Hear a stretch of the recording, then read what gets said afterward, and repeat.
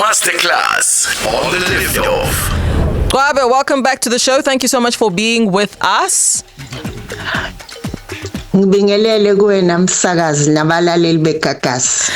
This is a critical time for our students osuke uqale nabo in the beginning of the year, and it's a nerve-wracking time, you know, whether you are first to do this noma you have done it many times before. Asimnandi nje lesikhathi mangabe umfundi.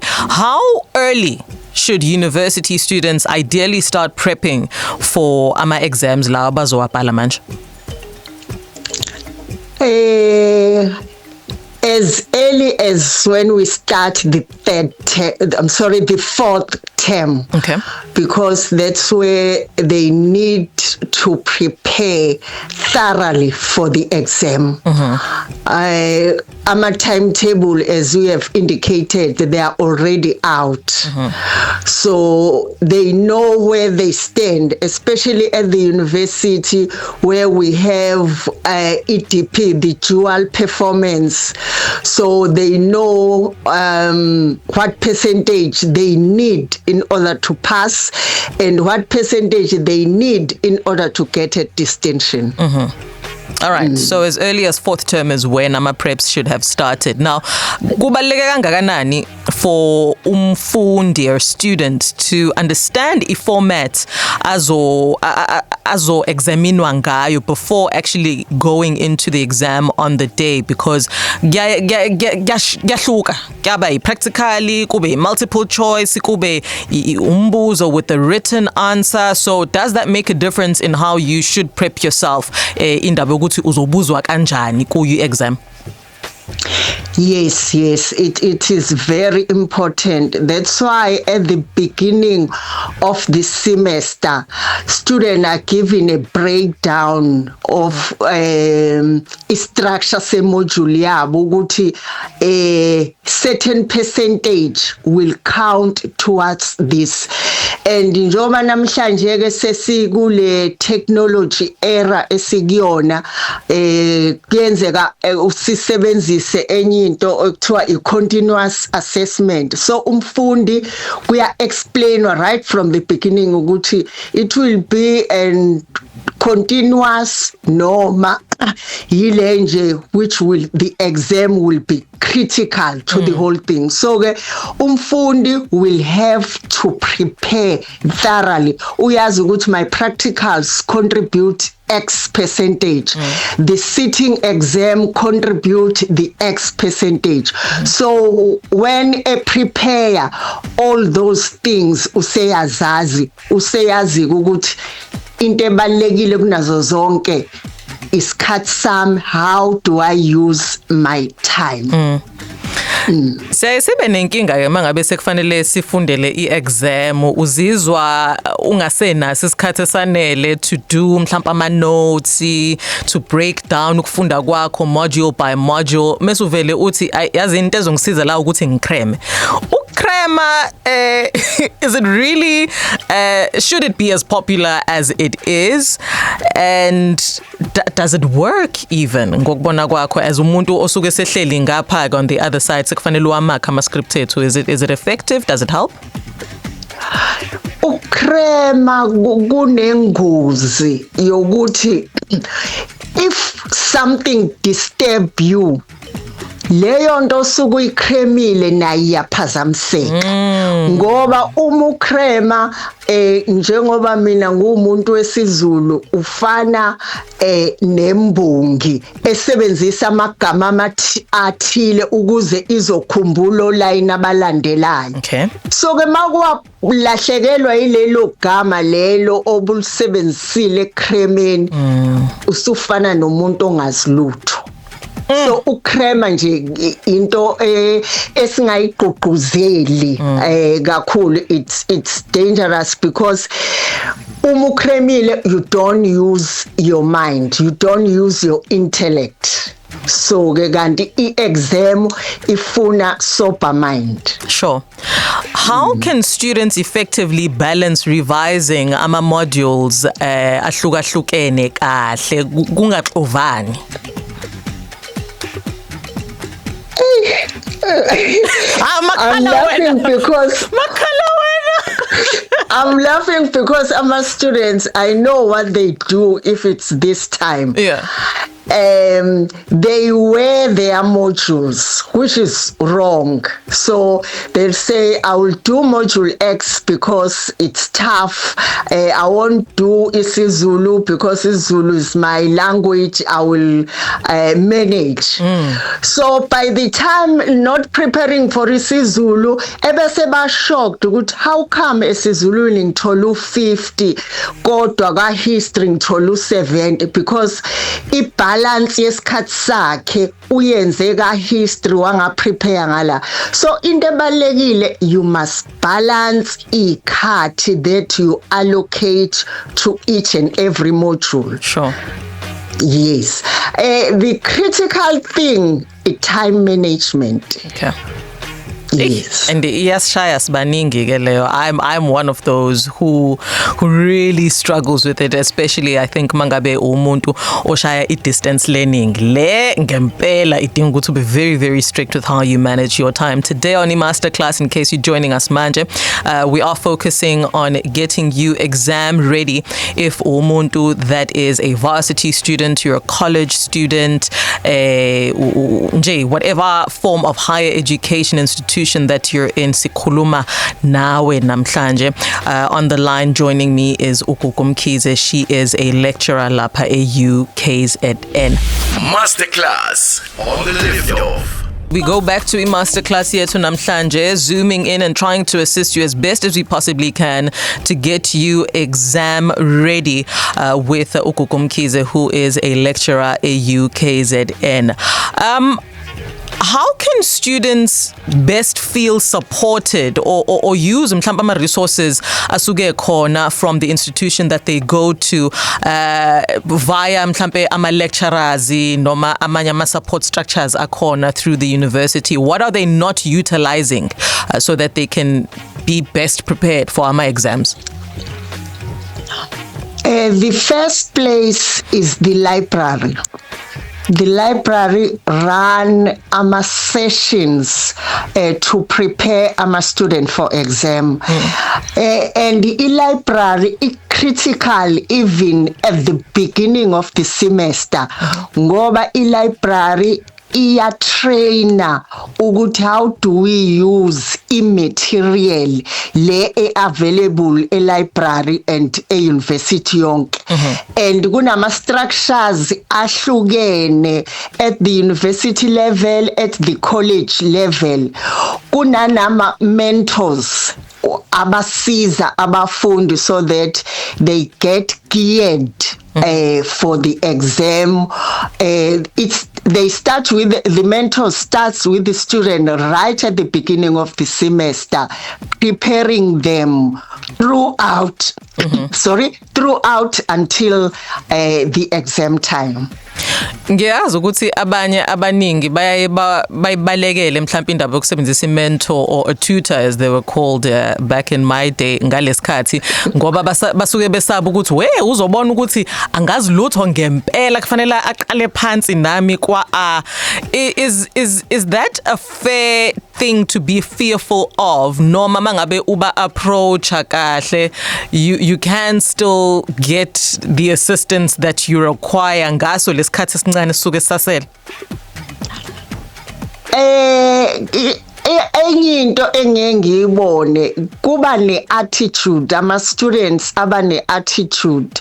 So sengathi ungathi ma use-university ube nayo i-positive mind ukuthi a person that can help you uye le oseduze kwakho before uze uye ku-lecturer level. Okay. So nje ukuthi nje wamukele because umuntu oku-student level kodwa uyi-assistant uya understand ama challenges akho more than i-lecturer. Sure. Because i-lecturer it's a level higher.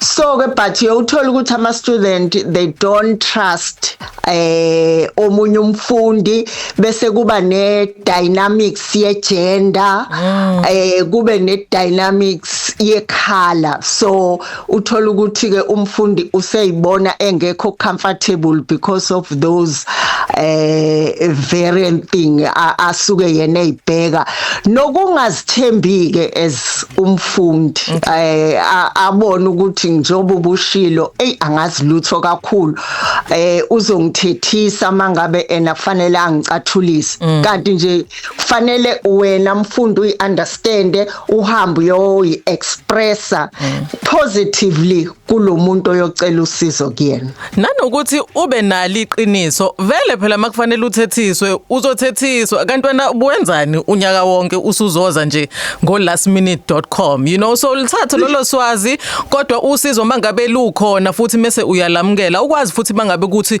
wena oxakekile uphinde ukhethe futhi ukuthi usizo ongalithola luzoqhamuka kaphi. I think that's just that's a silly mindset and that's a silly position to put yourself in. Gugu mhlambe one of the issues that we spoke about briefly earlier was balancing indlela ozo revise ngayo ama modules osuke uzo examinwa ngawo. What's the best way that students can create a realistic study timetable? Because that's the other thing. You know ukuthi nama module awu4 kodwa manje ufuna wena ukwenza okuningi ufuna kwasha wonke in a day and that's just not realistic. So realistic approach si implementa kanjani?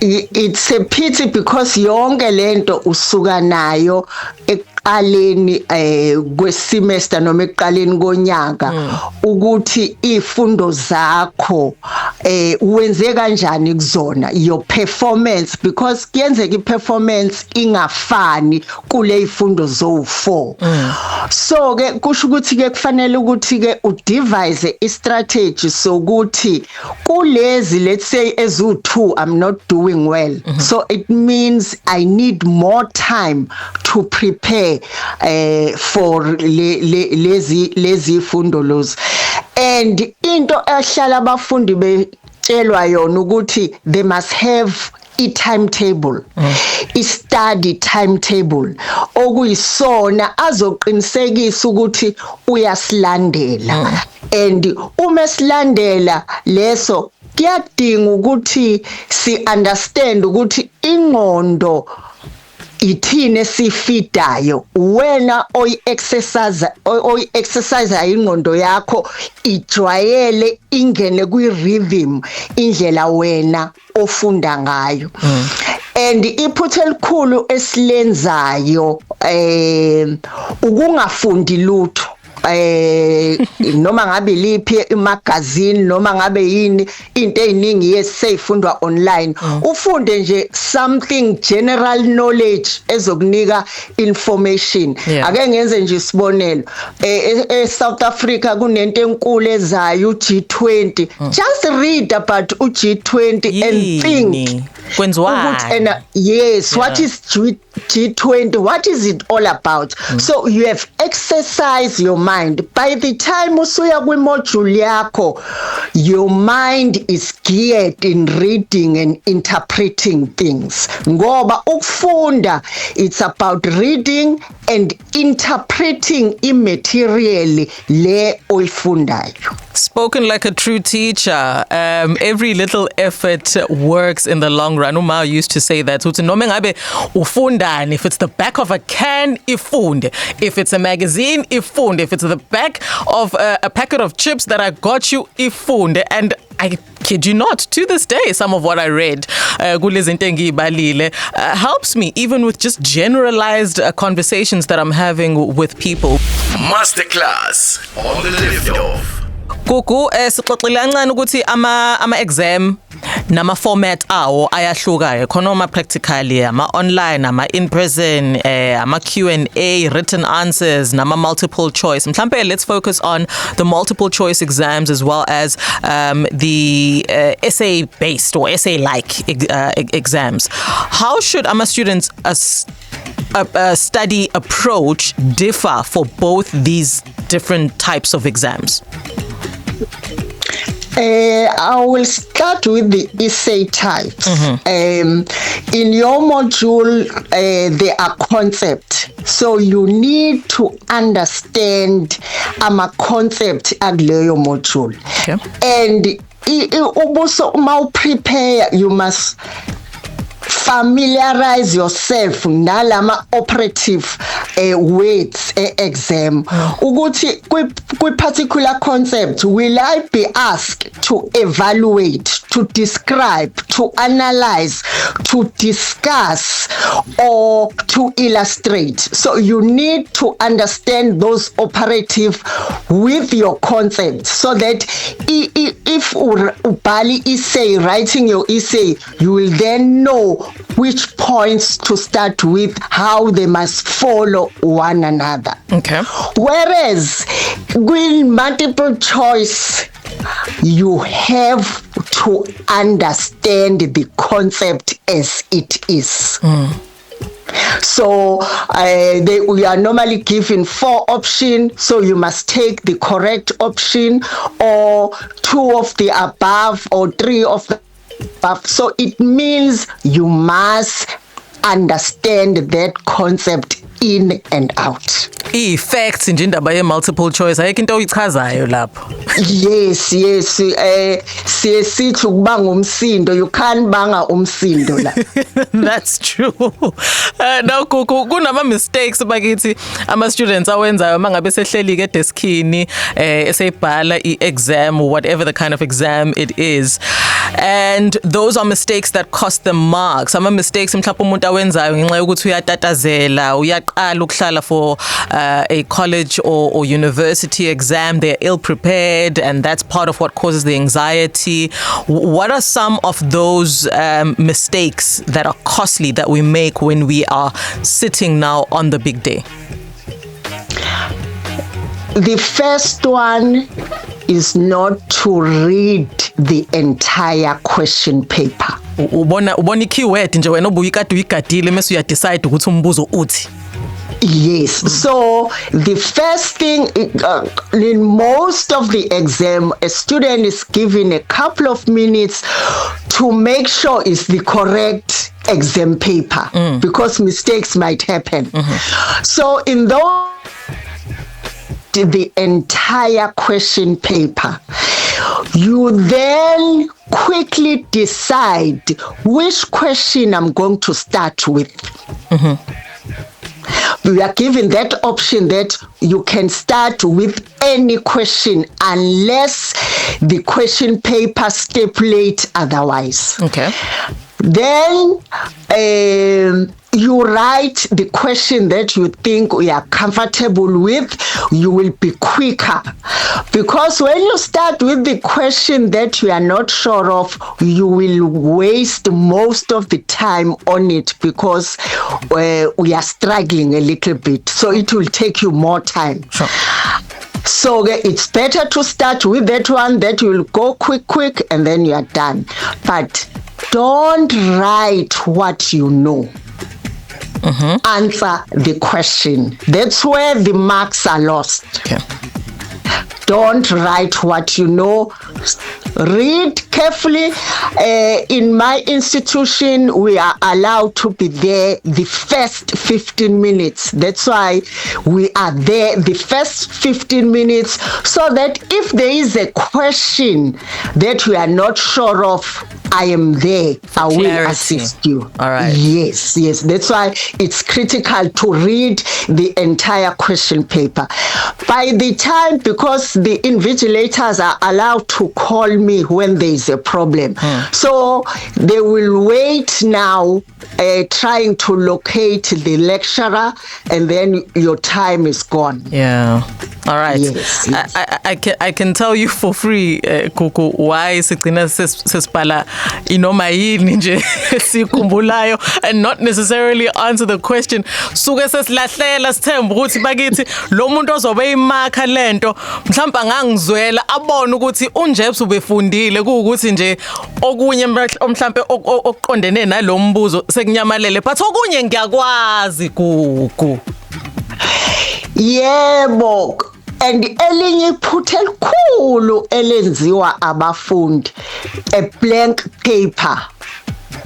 So ke kungcono njengoba uzogcwalisa ke umpataniso wakho ufake oyela ngakhona phela then iphepha nje because iphepha limhlophe liyangisheshisela mina I draw a line kanti uma kukhona ubuxhakaxhaka sengibheka ukuthi belikhona yini iqatha ke kuleli sobho yebo yes all right yes. so don't leave blank, write something. It will give you a 1 mark, which will give you a 49.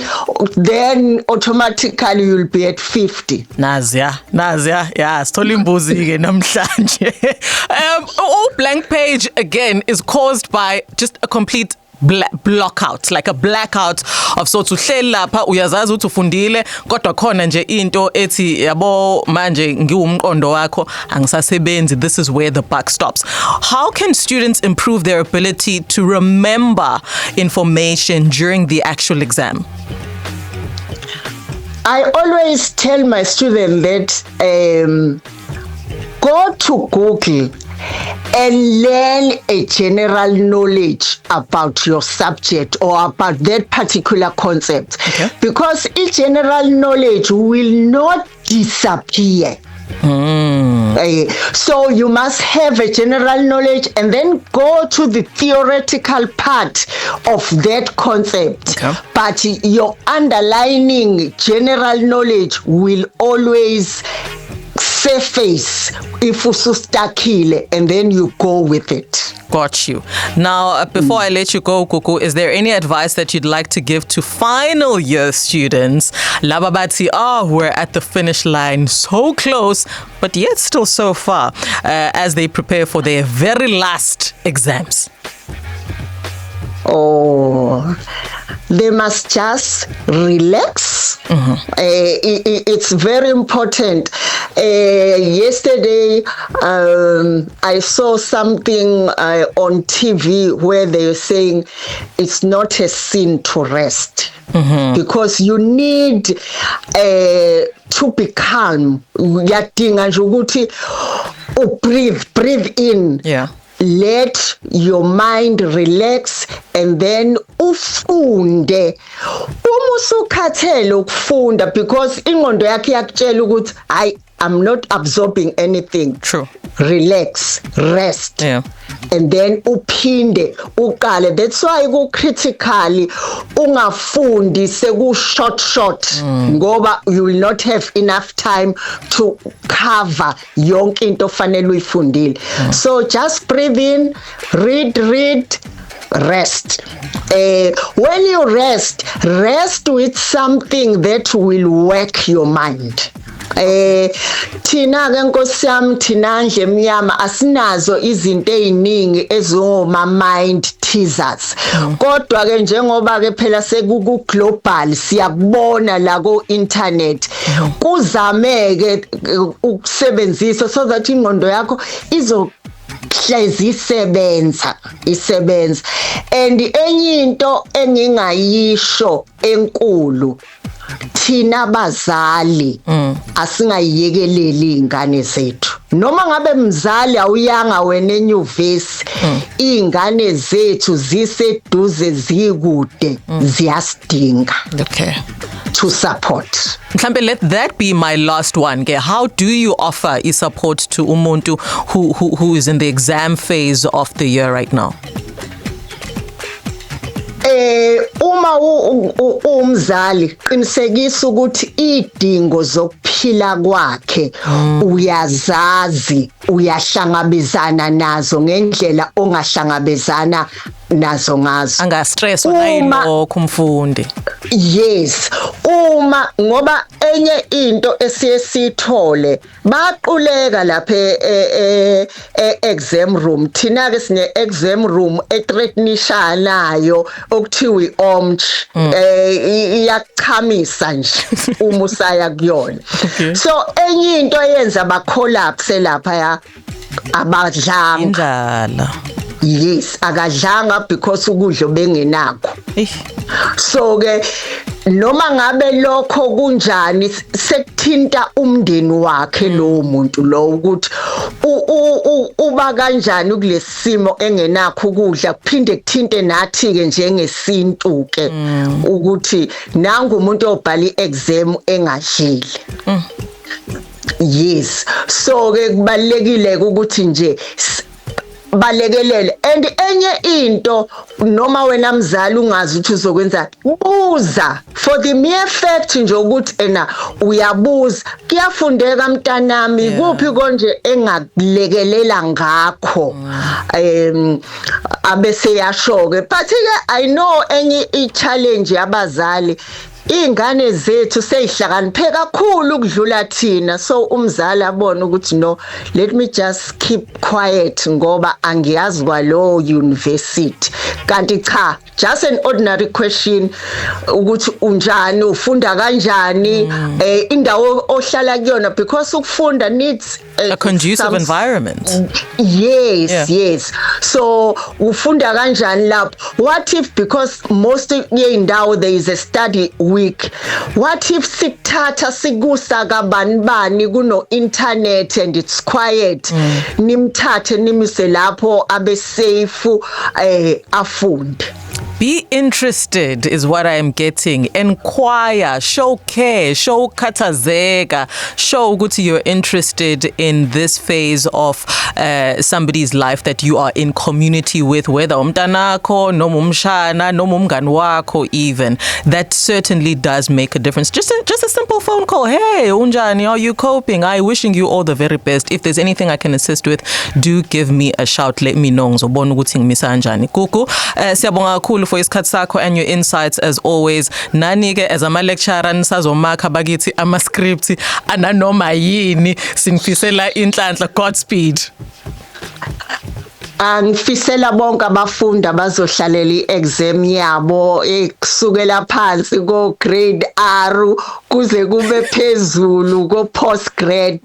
Sengathi nje ningehlisa umoya ngoba iexam ifuna wehlisa umoya, ulalele lokhu okuphambi kwakho. All the best. Gagasi FM.